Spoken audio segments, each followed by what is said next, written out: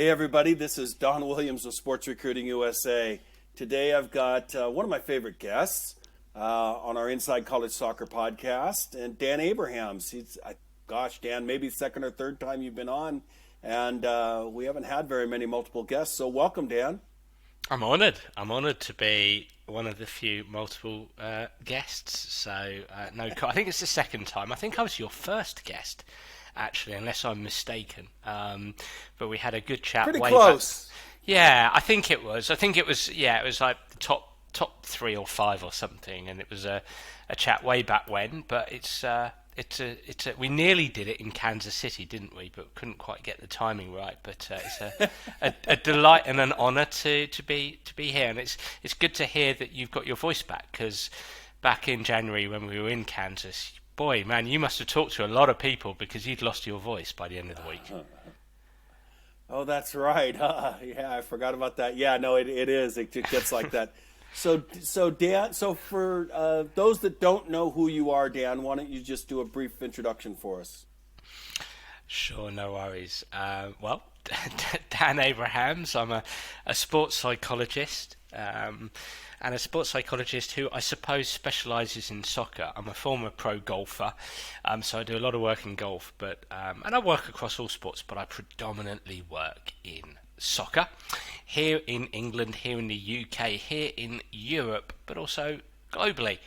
I'm proud to say that my books have sold very well over the years in America.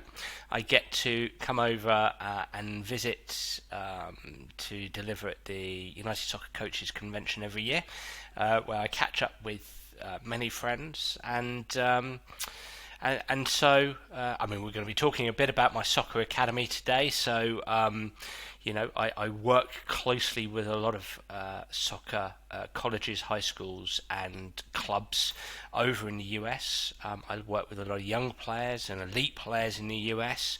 And I also have my own podcast, which is half as good as your podcast, Don. And that's the Sports Psych Show, which we've just got over the million barrier mark, million downloads, so that's going well as well. So that's me, mate. So what, real quick here, just to close in on that, what some of your clients you obviously can't name for I think that's obvious reasons for confidentiality, but what types of players have you worked with that you either can name, or the levels that they coach at on the upper end of the scale? And obviously you work all the way down with certain youth players, I know, but what types of clients do you deal with in the soccer world? Sure. So I'm blessed to have the opportunity to work with players at all levels, as you've suggested, on both the men's, the women's, the girls, and the boys' side, and I love the fact that I get to work at all levels. I do probably function the most at what might be described as the adult elite level. I've held half a dozen contracts at Premier League clubs, Championship clubs here in England, and I do work with a lot of elite players who are playing, Champions League on the men's and the women's side here in Europe, and international soccer. And only last week I started with an MLS player, worked with lots of MLS and NWSL players, and quite a few members of the US women's national team. So I'm very fortunate. I'm blessed to work with players of all ages and all levels. But I do a lot with the very elite, if that's what you want to call them or describe them as. So yeah, that's what I do. I'm actually glad that you call that level elite. I can't stand it in the United States when we call a 12-year-old elite level. No, there's no 12-year-old elites. It's something I agree with you there. It's something that I'm pleased that a lot of good people are now starting to squash, and that's not disrespectful for any really good 12-year-old, and it's not disrespectful for any parent or coach who perhaps uses that term, but I would urge them to have a think about utilising that term, or really using the term for adults rather than for children. What we know about development is that it's a process, and there's really no 12-year-olds who are elite players. There are 12-year-olds who are very good soccer players for 12-year-olds, and hopefully they enjoy it and they love participating in the game, and maybe they'll get the opportunity to play it for a lifetime and maybe explore how good they can be and how good they're going to be. We don't know. Nobody's got a crystal ball. So I personally agree with you, Don. I personally think it's very important that we don't really use that term when it comes to very young players. Yeah. So Dan, one of the things the reason I reached out to you again is because I've been having conversations with my clients as we're preparing to go to college. In fact, ironically, we booked this a couple days ago. I had a phone call yesterday with one of my clients who's at one side of the United States and is now talking to schools on the other side of the United States, and fear has begun to grip her heart. Came to us late, 2022 entry, because I think she was scared about going to college and playing, and then got up some courage, said, yes, I want to do this, and is good enough of a player to be able to play in college, no doubt in any of our minds. And then called me yesterday and said, now that I'm talking to these coaches, I know that I want to do this, but I'm really scared about doing this. I think she's scared about moving to the other side of the country, scared about leaving home, scared about performance, getting performance anxiety before it's even happened, by the way. And it brings to mind the old Mark Twain quote about, the worst things in my life that ever happened to me, some of them actually happened.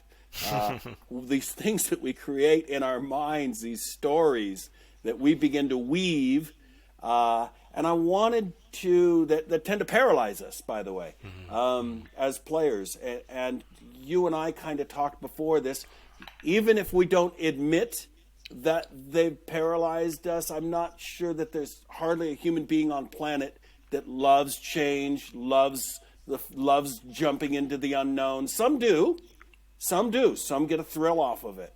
But I think that those are probably the small percentages of the outliers, if we want to call it that. So I really wanted to address for our players this idea of change and moving and then having to perform in a new environment. And I know you deal with this with pro players too. You're moving to a new club, you don't know anybody or don't know very many of the players, and now suddenly, within a matter of days, you must begin to perform at a very high level. Now that's a lot, Dan. That's probably 2 hours worth of psychology that I'm asking you to shove into a half an hour. So I'm going to let you kind of take it from there, and we can go back and forth and dialogue about this. Yeah, no, look,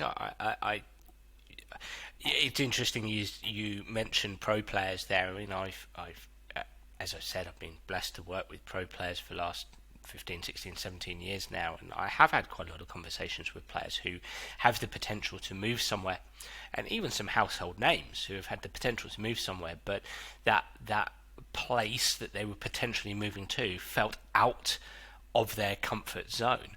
You talked about that feeling of discomfort, and it's taken quite a long conversation to unpack what it is they're experiencing and why they're potentially experiencing that, and some choose to go and some choose not to, or to move to what feels like a safer destination.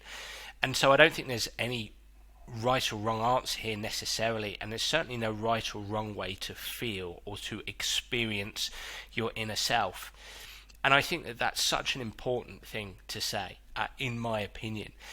I talk to players, coaches, people about experiencing ANTS. ANTS being an acronym for automatic negative thoughts. And when I say automatic negative thoughts, ANTS, I would also load onto those thoughts feelings and emotions. So when I say this term ANTS, automatic negative thoughts, I'm also talking about feelings and emotions as well, because feelings, thoughts and emotions are kind of experienced by and large at the same time, by and large.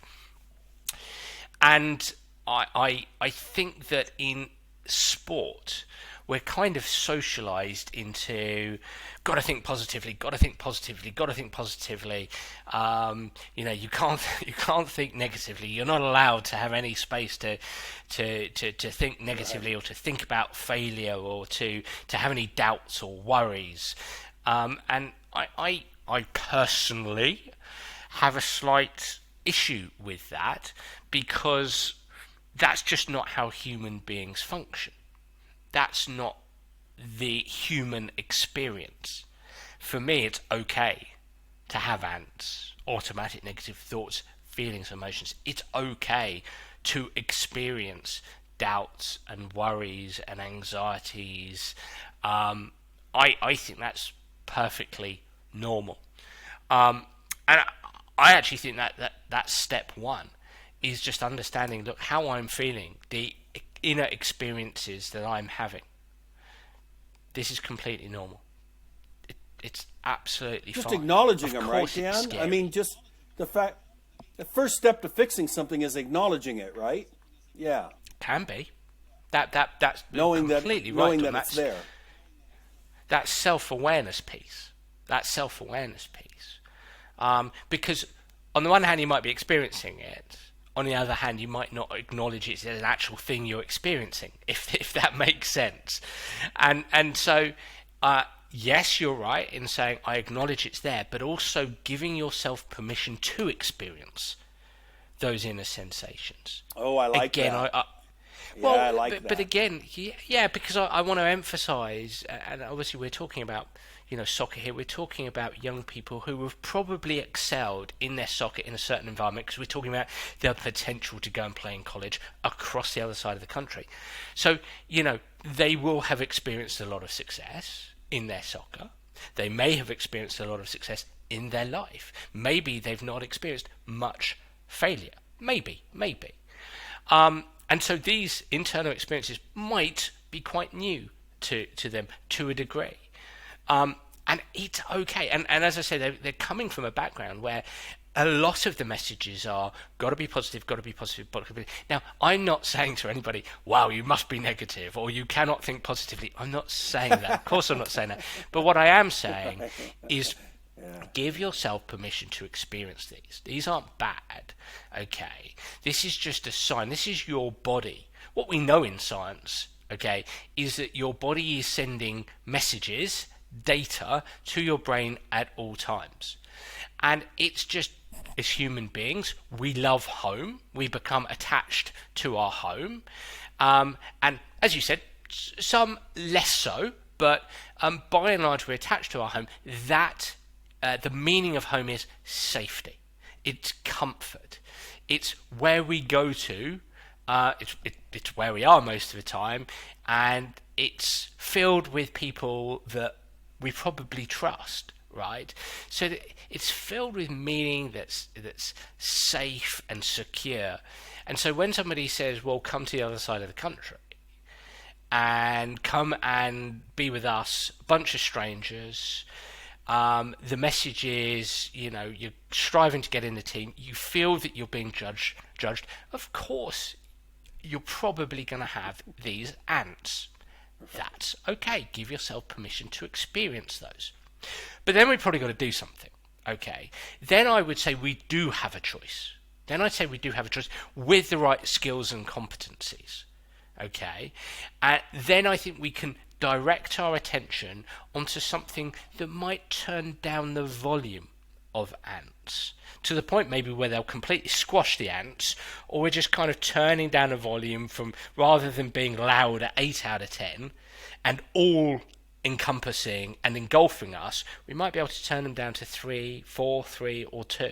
So they might still be there, but we've directed our attention onto something that helps us feel a little bit better. Okay, and that can be a whole range of things. It might be, and this is where I tend to talk to people about utilizing 3 tools in anybody's psychological toolbox: memory, imagination, and perception. Memory, imagination, and perception. And from a memory standpoint, you might strive to remember when you've been asked to do something difficult in the past. Maybe you've gone and played touring somewhere, or you've been on the road and you've gone and played somewhere else, or maybe you've had a difficult challenge in your soccer, or something like that. It might not be completely similar to your scenario, but it might be something that you've done in the past where you've been really nervous, but you've met those nerves on the front foot and you've gone and done it anyway, essentially. So you're tapping into your memory box around what have you done in the past when you've been nervous, where you've gone on and successfully conquered that bit of fear, if you like. Right. Imagination could be, okay, so I'm having these ants and I'm really nervous about going there. What will it look like if I go there and I am successful? So I play well in the first few weeks. What would that look like? What would I be doing? How would I be going about my business? I'm a midfielder. What would I be? And you could get really specific there. You could imagine I'm going box to box. I'm getting on the ball. I'm being vocal. I might still have these ants, but I'm getting on the end of passes. I'm sending through balls. I'm getting back and helping the defenders. What am I doing socially if it goes really well? Well, I'll be a bit nervous around people, but I'm chatting to people. So what you're trying to do, just as memory asks you to remember clues where you've been successful in the past, imagination is asking you to think about some kind of future success, build that up in your mind, think about that in granular detail, and you can think about the soccer, you can think about the social side, you can think about the work side, and you can create a granular, detailed world around being successful. So that is imagination.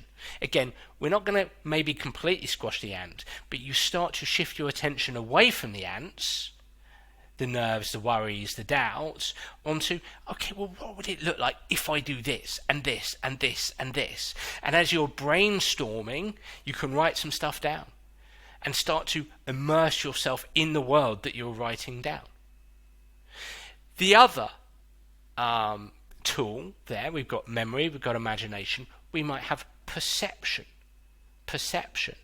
And there's lots of directions I could take this, but with perception, it could be perceiving the advantages of going to the other side of the country. What might I get from this?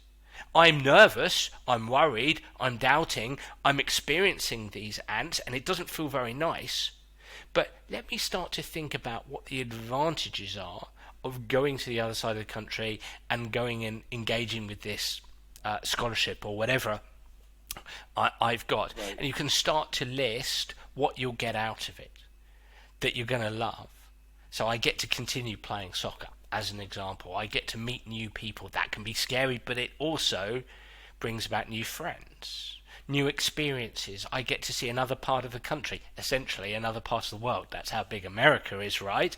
So I get to I get to continue my studies whilst playing soccer, and there'll be people out there, including yourself, Don, who could think of so many more advantages or benefits of going across the country. But essentially, memory, imagination, and perception, what we're doing is shifting attention away from the ants, because when you're worried and doubting about something, our brain and nervous system is designed to hone in on those things, and that's where we become engulfed by the ants.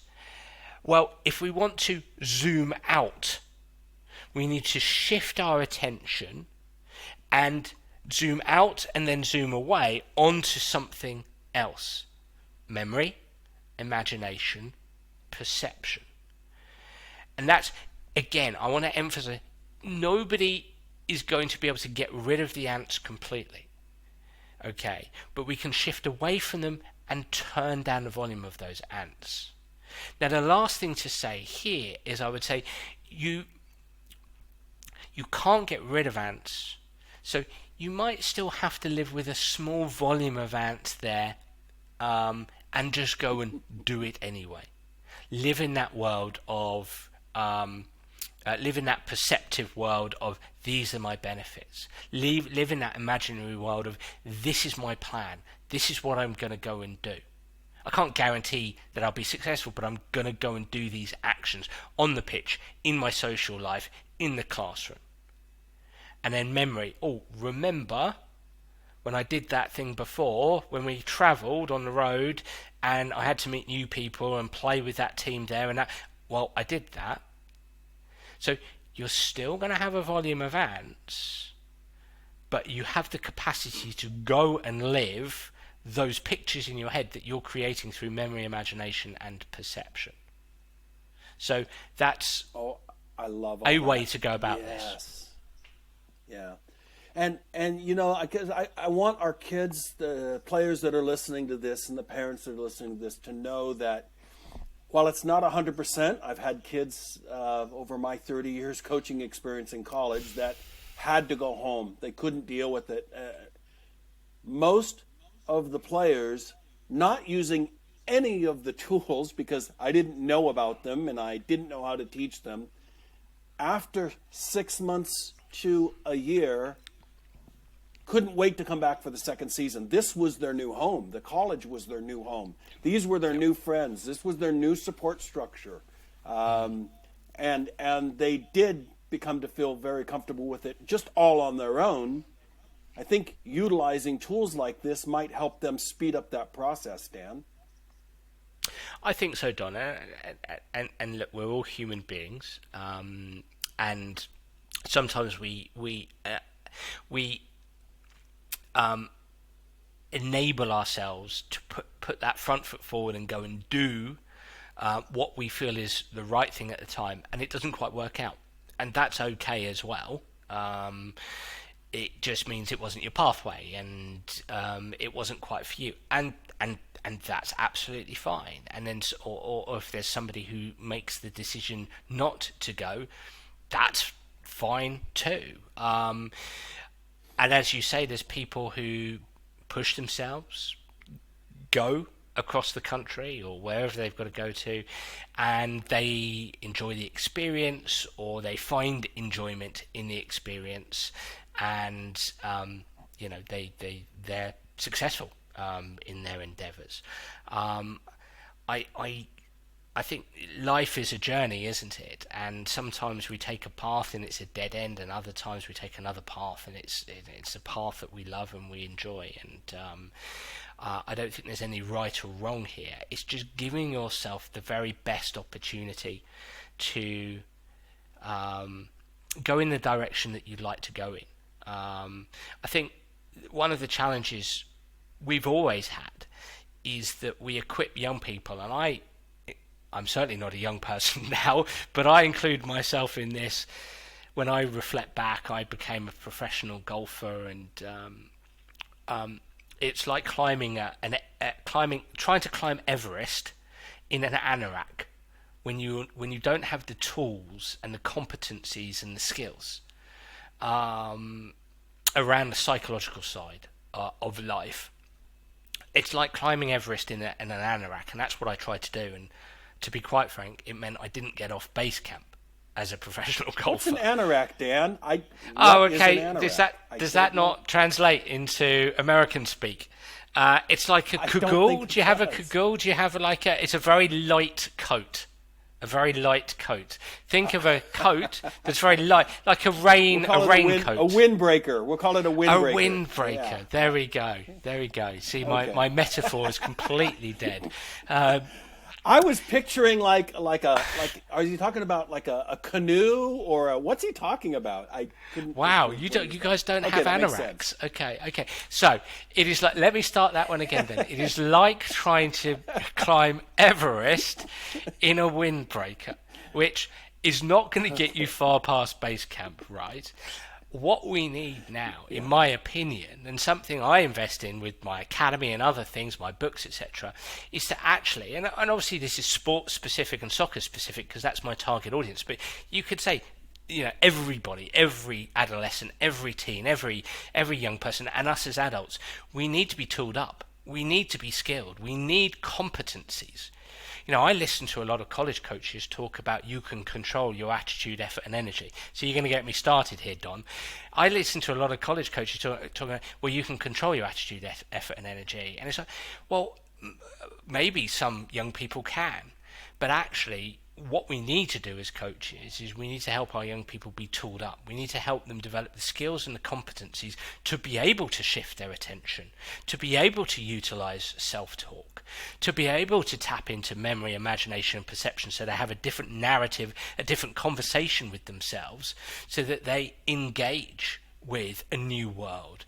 They push through a comfort zone. We need skills and competencies, and we've got too many young people who aren't tooled up, can't climb Everest because they don't have those skills and competencies. So I just think okay, you hit something now. Now you got me going, Dan, and I want you to keep going, because here's what you and I see. We live in a world, it used to be in the locker room, well, there still exists, where you've got these posters, and you can go to companies and you can buy these posters, and you can put them up all over your locker room. And now it's the internet and it's memes. And we are telling young people exactly that. We're telling them, just be agreeable. Just turn up on time. That's all you have to do, is work hard and get past your fears and put everything. And I want you can name some of these things better than I do, because I know this gets your goat. And I've learned from you, Dan. Just over this past 2 years, I've paid attention, and I've started to repeat what I've learned from you, and that's people, just like juggling or striking a ball or bending a ball or receiving a ball is a skill, mental skills are just that, skills. Mental strength is not something we're necessarily born with, but it's something that we often need to develop. And as coaches, if our job is to be a teacher, then of the 4 pillars of the game, I've noticed we tend to pay attention to the technical and the tactical and the physical, and we just ignore the mental, and we tell players, just be mentally tough. Just be tough. It's not that hard. Just be tough. That is the least empathetic thing that we could possibly be saying. And it's like we forgot everything that ever happened to us as a child, everything that ever happened to us as a young adult. We've just pushed all of that aside because we've crossed that bridge, and now we're telling them, just cross the bridge. Well, some people are scared of heights and can't cross the bridge, and some people don't have the same balance that we've had and maybe find the bridge to be a swaying bridge, right? It's not a stable bridge for them. And we're not teaching these skills, but yet we're screaming it on the internet every day, just do this and just do that from a mental perspective. Can you address that for us and once and for all? Because I'm starting to get tired of it, and I'm sure it must drive you crazier than it drives me. Well, I know it does, because I follow you. Yeah, look, I guess it comes from a good place. I just think it. Where do I start there? I mean, I think one of the big posters that tends to come out on Twitter a lot is that one where 10 things that require no talent, but you should do, and it's like being coachable, turning up on time, great body language. There's a whole raft. I can't remember the other 7 things. Those are definitely 3 of them. I'm sure I'll remember them as I talk here. They're all skills and competencies. They're talents. They're characteristics. Look, being coachable. Some of the most disagreeable people I've met in my life are worth £100 million in transfer fees and on £10 million pounds a year, $15 million a year. And I love the fact that they're disagreeable. Human beings can be disagreeable. The trait of agreeableness exists because from an evolutionary perspective, we can get along and get ahead by being disagreeable. As coaches, we want players to be agreeable, but as coaches, we can be disagreeable in our lives as well. There's a function and a value to that. And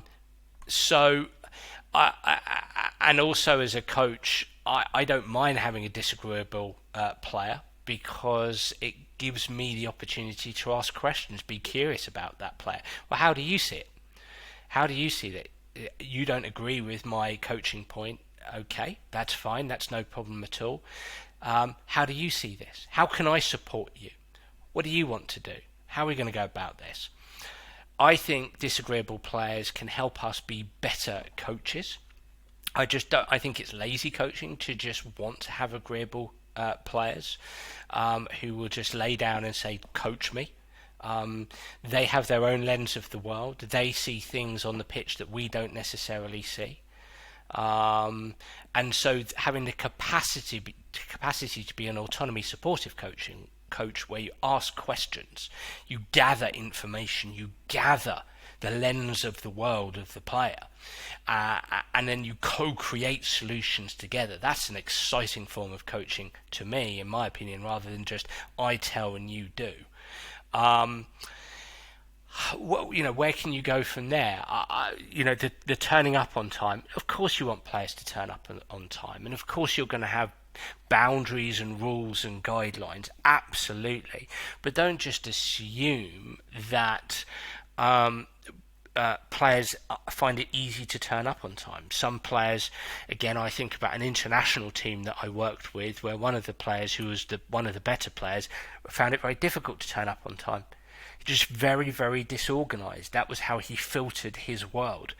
I've worked with coaches who have young players who just don't have a home environment, whereby they've had the fortune to be shown how to turn up on time through discipline, through getting up and having a schedule and a structure to their lives. So some people aren't fortunate enough to have that background where they've got perhaps guardians or parents who have helped them to develop that. That's a characteristic, that's a competence, that's a skill. You can't just assume that turning up on time is something that requires no talent. It's something that can be developed in somebody's life, and we're not all blessed with guardians and parents who enable us to develop that. Great body language in and of itself. I mean, it sounds pretty obvious to keep great body language, but there's so much complexity and nuance to that. In as much as on the one hand we want a player to be stunningly competitive, an enormous desire to win, a will to win, and yet if they make a mistake, they're not allowed to be down about it. They're not allowed to portray any kind of disappointment. But we want them to have this enormous will to win, but they're not allowed to be disappointed. Well, those two don't necessarily go hand in hand. If I've got this enormous will to win, this desire to win, this crushing... There's a motivational guru who talks about you've got to have the desire to win synonymous with your desire to breathe, that type of thing, which I kind of get where he's coming from, right? But if I've got that kind of will, then of course I'm going to be disappointed if I make a mistake. Of course I'm going to be devastated in that moment. Competition is much more nuanced than that. I have to build the capacity to play on, carry on, next action, stay focused, stay in that next moment. Well, that doesn't necessarily go hand with this competitive ideal of the will to win. So we've got to teach players how to want to win, what tasks and processes they need to engage in, and how they need to manage emotions that are synonymous with wanting to win. So there's enormous complexity there. So I'm not a huge fan of those posters. I think people attenuate to those posters. In the Premier League, you walk into, it's very interesting actually, you walk into a Premier League training ground and you do have those kind of posters by and large everywhere, and everybody ignores them. Everybody ignores them. I mean, that you might look at a Michael Jordan quote once and go, oh yeah, I get that, yeah, great stuff. They don't look at it again. It doesn't motivate them to complete their sets. Effective processes and effective mental skills help them to complete their sets. Effective processes, effective mental skills help people engage in useful habits. Effective processes, effective mental skills, effective group task skills positively impact teamship and leadership and relationship. Not these motivational posters lying around everywhere. So I'm not a fan. I think they simplify something where we do have to embrace a little bit of complexity there. So I'm not too sure if I've covered enough there, but I'm not. No, you I'm not, have, Dan. I'm not a fan. I'm not a fan. Yeah, I got it. I did find it. I'll just read it real quick for our listeners.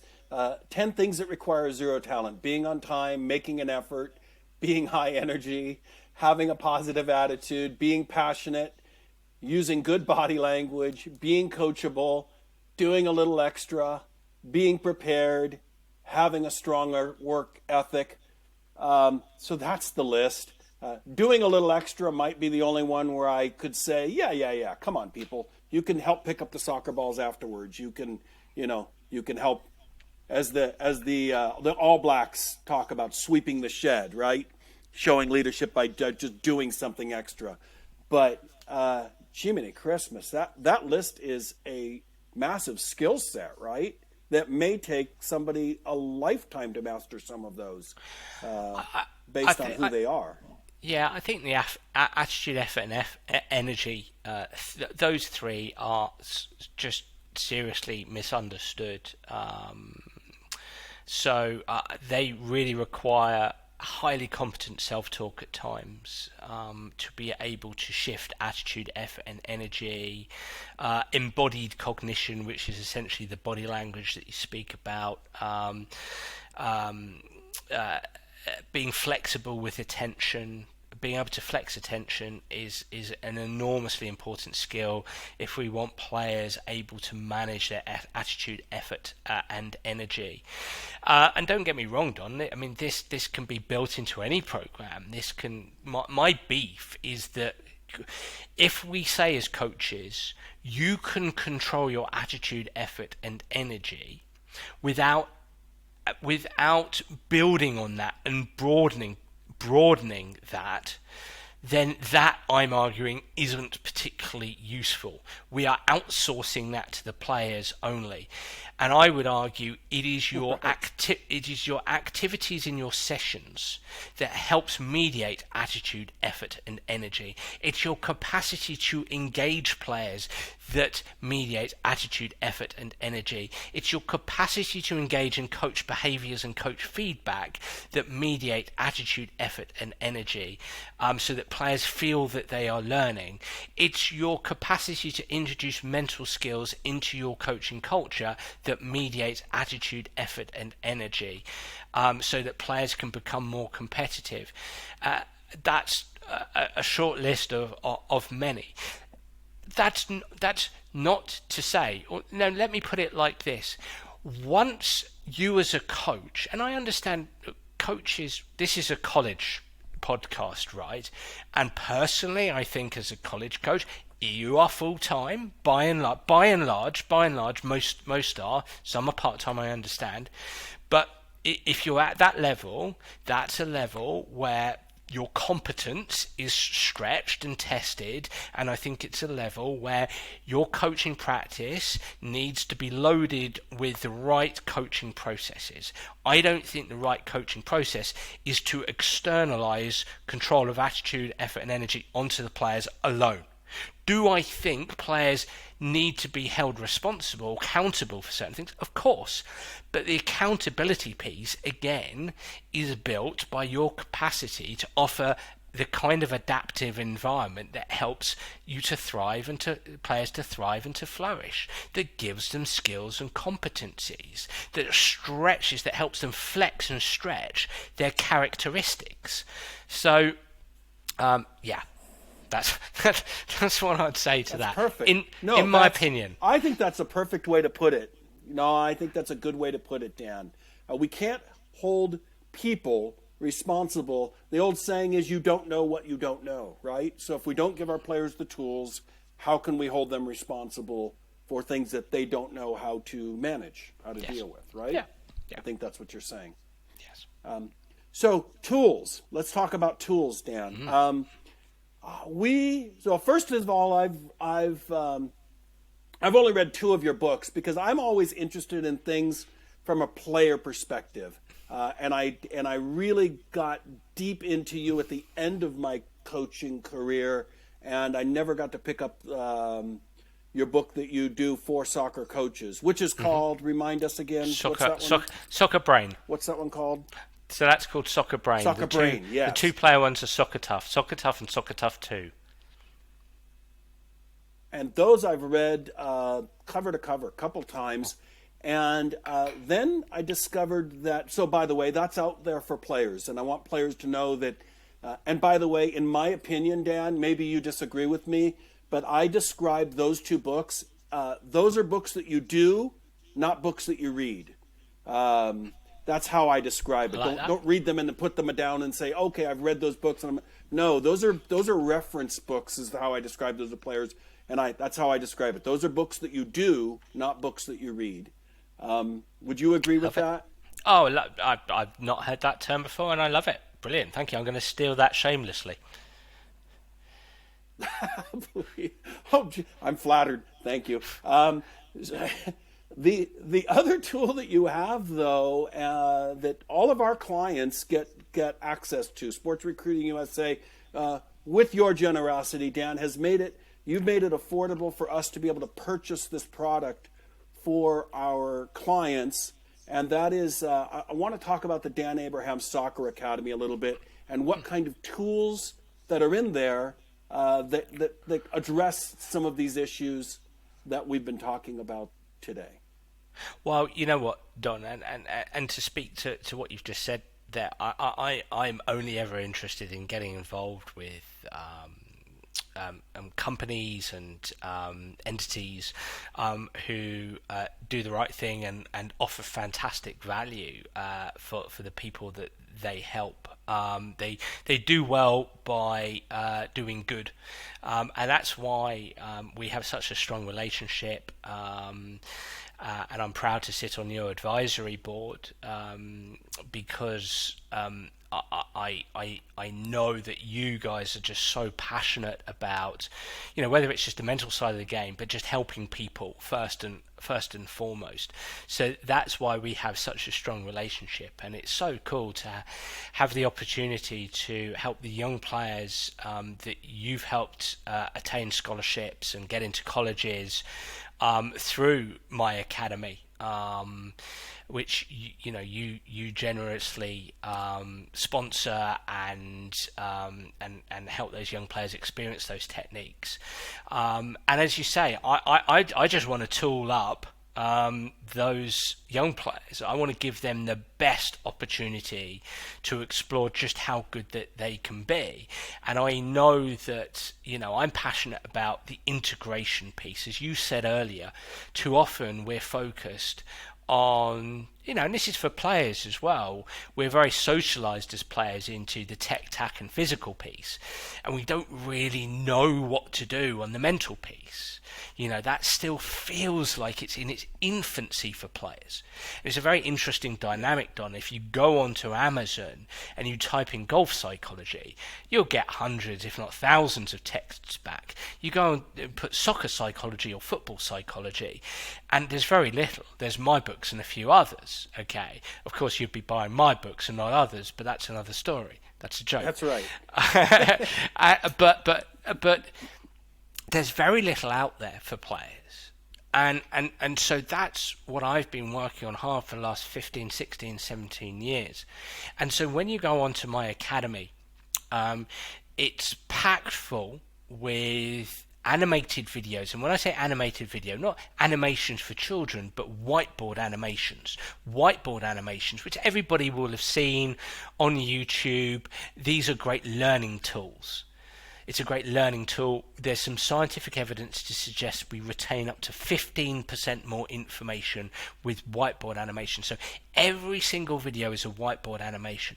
And it introduces players through bite-sized videos, so 2, 3, 4 minutes long, to the simple techniques I've devised over the years working with players at all levels, but especially at the very highest level. So the tools and techniques you'll find on there are the ones that Premier League players, members of the US Women's National Team are working on.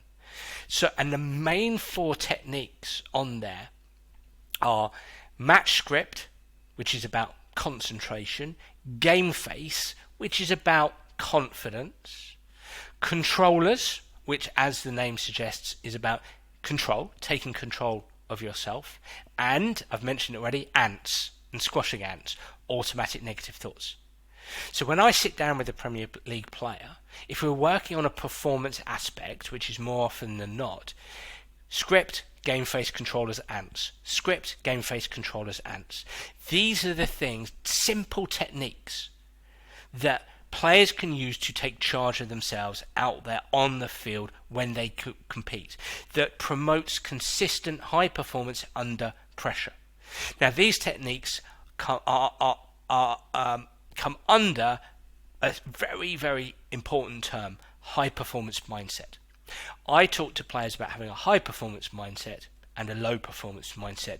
We want you in your high performance mindset, your HPM, high performance mindset, for 95 minutes. How? Script, game face, controllers, ants.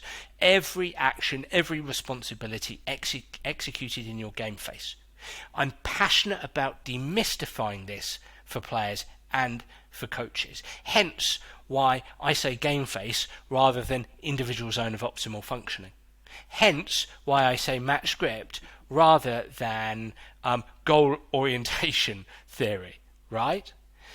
Hence why I use the term controllers rather than cognitive restructuring, right? So it's all about demystifying this for players and coaches. It's about helping players and coaches understand that the mental side of the game can be integrated into the technical, tactical and physical side. Whilst you're working on your technique, work on your game face. Whilst you're playing a small-sided game, squash your ants. While you're playing on an 11v11, work on remembering the plays in your match script. That's the integration piece. So, yeah, that every single, I know that every single person going through SRUSA get the opportunity to come on this platform, and that's what they're going to be experiencing. There's over 100 videos. They also have weekly emails from me that put more meat on the bone, if I can say that, around the techniques as well. So they get the opportunity to experience the individual system there. There's two systems, individual and a team system. We'll come on to talk about the team system in a minute that I'm using to support many colleges with, but that's the individual system. I want them, Don, to be literate around the mental side of the game in such a simple, powerful way.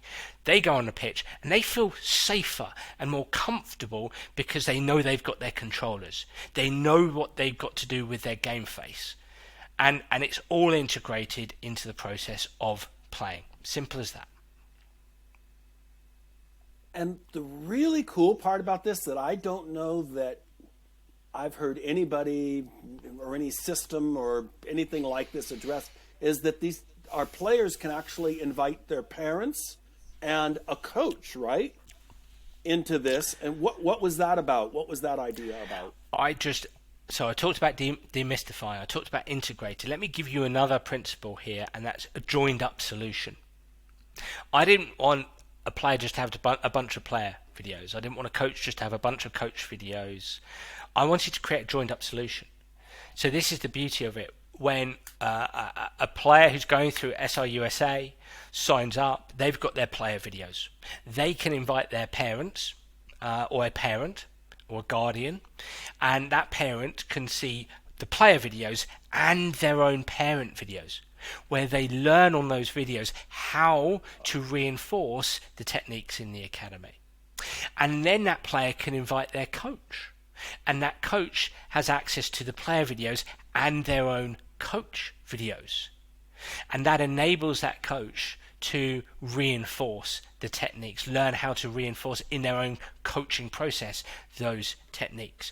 That's a joined up solution. So it's demystified, it's integrated into the tech, tac and physical piece, and it is a joined up solution. So everybody essentially sings from the same song sheet. That makes it very powerful because you've got a player in the middle there, and they've got a parent reinforcing. They've got potentially a coach, their coach reinforcing this. So in their small-sided game, come on, stick to your game face, squash your ants. That becomes something then that the player is immersed in, and that's a very powerful position in order to change behavior, in order to develop mental skills, in order to be able to learn how to flex attention and use those skills out there under pressure. Yeah, it's so powerful to have that support structure around a player. So let's talk about from a team perspective, and this is something that if I had known about this when I was coaching, I would have been all in, because it takes some of the pressure off of me as a coach of having to read book after book after book and study and study and study all on my own and create my own curriculum and try to figure out, which is what kept me away from sports psychology as a coach, because I was scared that I was going to screw it up more than I was going to help. I was scared that I was going to make a mistake that would make it worse for the players, not better, because I'm playing sports psychologist when I'm not a sports psychologist. So the team solution that you've developed, tell us a little about that, if you would. It's so interesting what you say there, Don, because I think this is the thing, is psychology can be so scary for coaches because it's broad and it's deep, and it's like, well, where do I start with this? And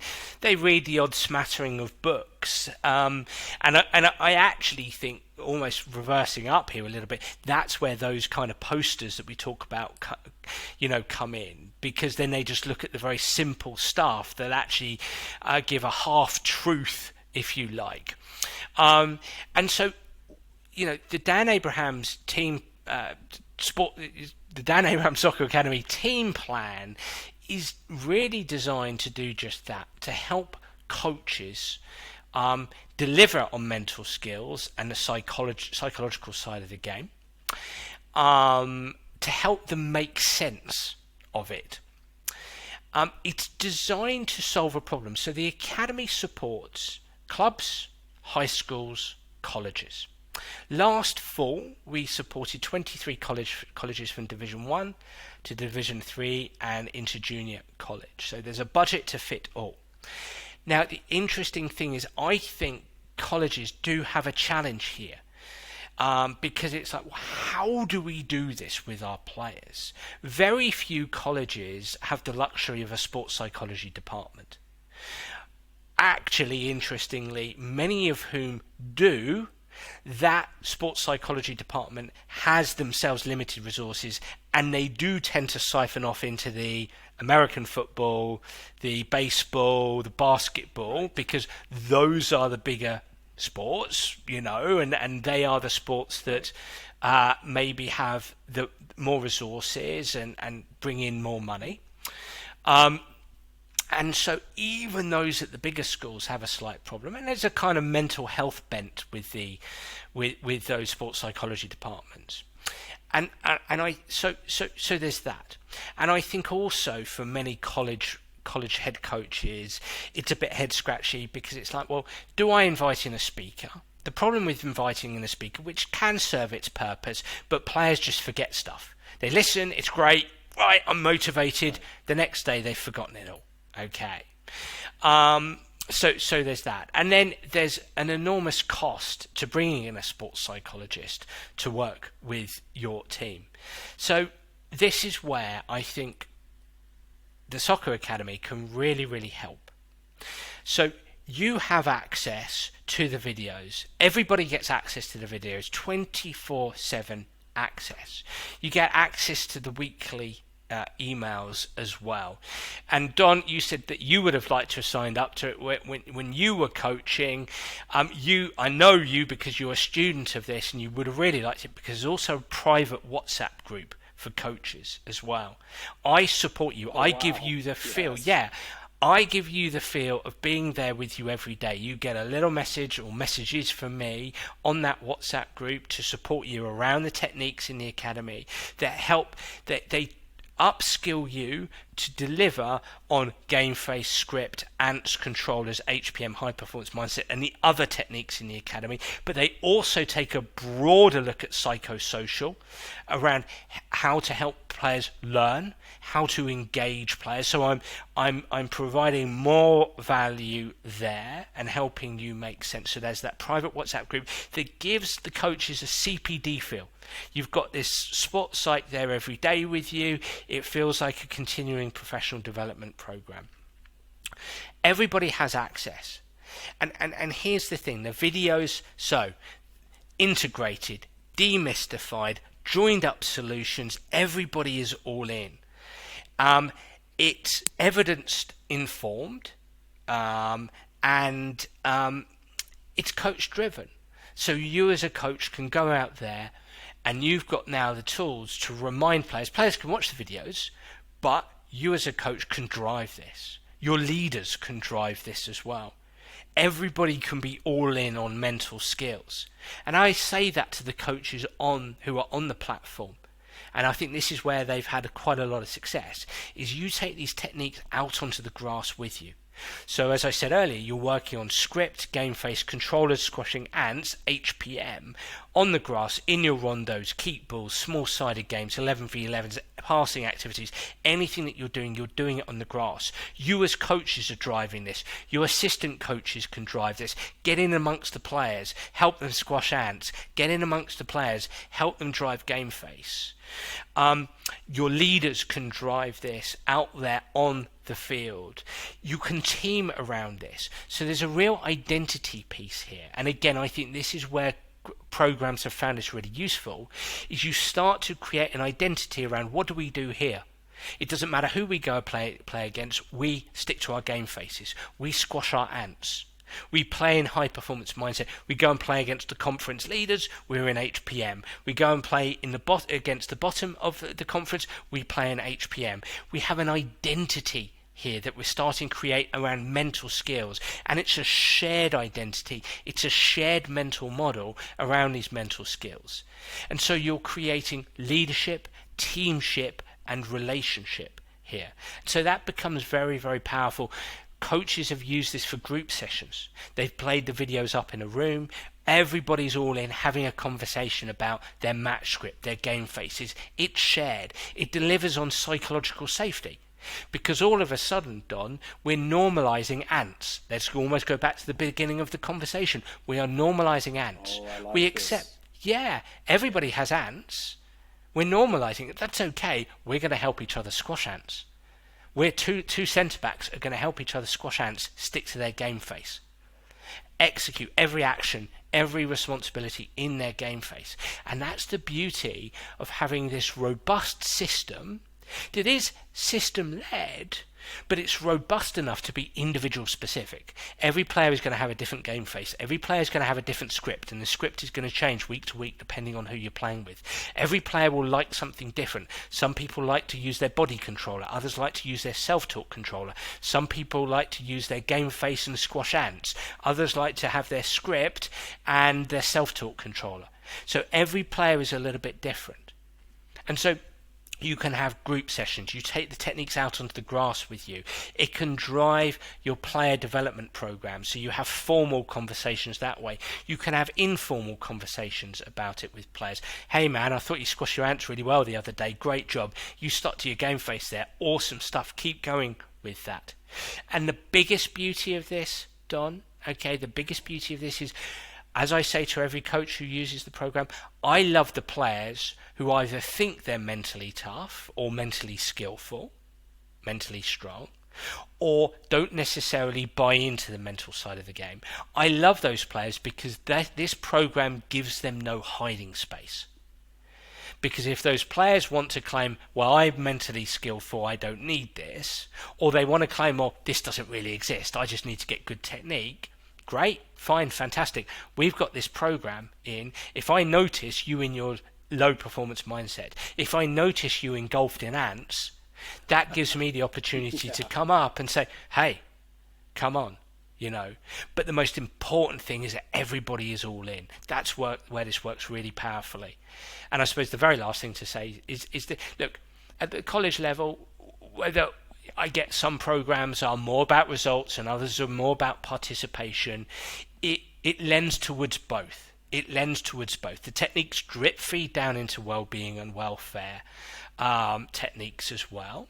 It lends towards participation because it helps players enjoy and gives them more of a holistic education around soccer.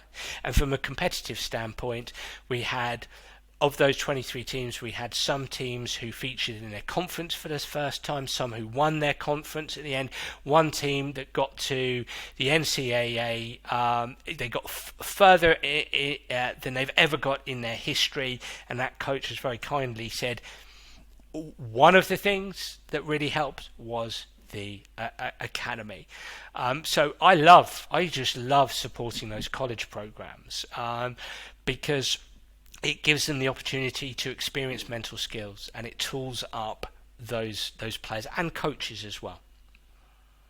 I think that's a good ending point, Dan. I think you wrapped that up very, very well.